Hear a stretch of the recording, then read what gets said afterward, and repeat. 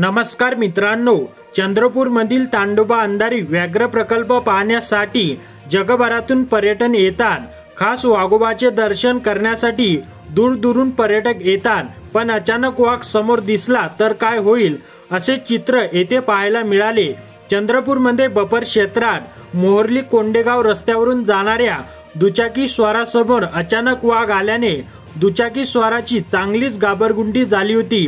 कोंडेगाव येथून मोहर्लीकडे दुचाकी स्वार येत होता, त्यावेळी रस्त्याच्या बाजूला एका झाडामागे उभा असलेला वाघ रस्ता ओलांडण्याच्या तयारीत होता।